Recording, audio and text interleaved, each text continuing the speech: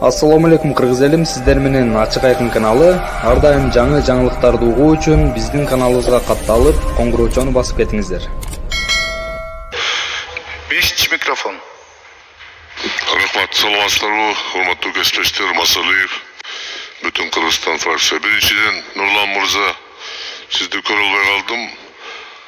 Ушул ордуга шайланганыңыз менен куттуктаймын. Ийгиликтерди каалайм, жакшылап иштеп, калыс сактап, жогорку кеңештин аброюна түшүрүүгө аракет кылыңыз. Экинчиден, мурда күнү кече күнү комитеттин жыйыны өттү эл аралык маселе боюнча. Ал жерде Өзбекстан-Кыргызстан чегара боюнча келишимдин долбоору каралып, анан кечинде добуш берип кабыл алынып турду. Ошол маселе жогорку кеңештин кароосуна чыгабы же комитет менен бүтөбү?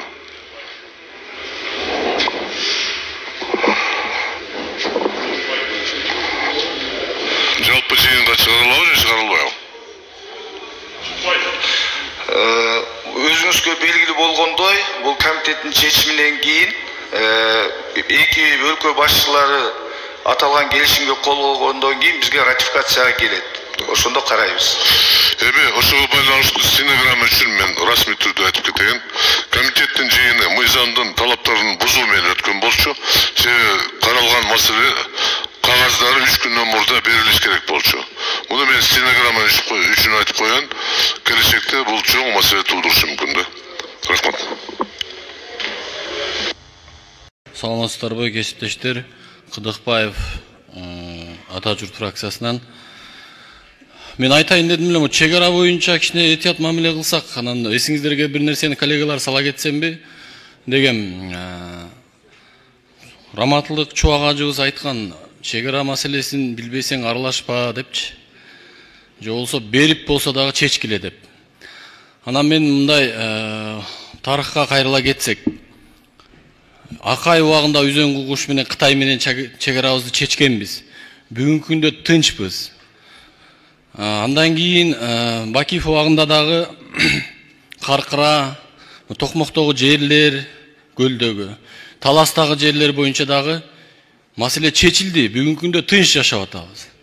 Анан азыр бүгүн кээ бир коллегаларыбыз элди дүрбөлөңгө салып эле өтүп кетти эле деп атат. Мамлекет чечет да муну. Мамлекет чечсин, ошо чечкенге ошого ынанбайлыбы? Бир элди тынчтыкка чакырбайлыбы? Күндөн күнгө эле дүрбөлөңгө салып эле өдө эле кетип баратабыз да. Рахмат, ошо тынчтыкка чакырат элем, ошо мамлекеттин чечимине баарыбыз ынанып колдоп берели ошону. Рахмат, 5-чи микрофон. Бүтүн Кыргызстан Мадумаров. Урматтуу кесиптештер. Азыр ушул кесиптештердин бирөө жаш жигит кечирип коесуз, атыңызды билбейт экенмин.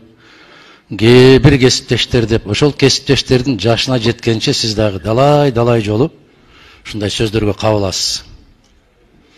Ошол кесиптештердин жашына жеткенге чейин сизге дагы Аллах өмүр берсин. Бир эмес 5 жолу шайланыңыз, ошондо тажрыйбаңыз көбөйөт.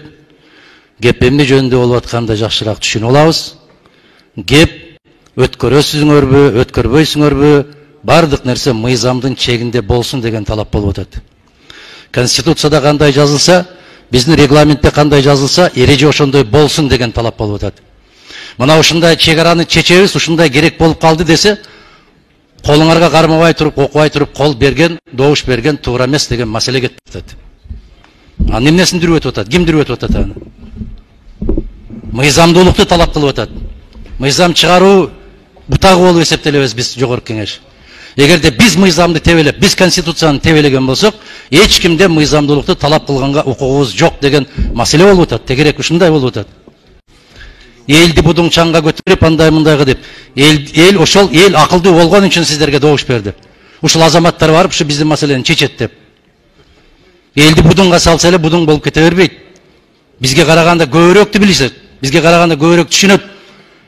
Биз менен сизге айырмаланып, алар ошол жерде жашайт. Өмүрү ошол жерде өтөт. Биздин тагдырды чечип бериңиздер деп, мыйзамды негизинде чечип бериңиздер деп кайрылып атат. Бул жерде жогорку кеңештин депутаттары ошондой болуп кайрылгандан кийин жагабы жакпайбы ал позиция мыйзамдуулук жөнүндө кетип баратат.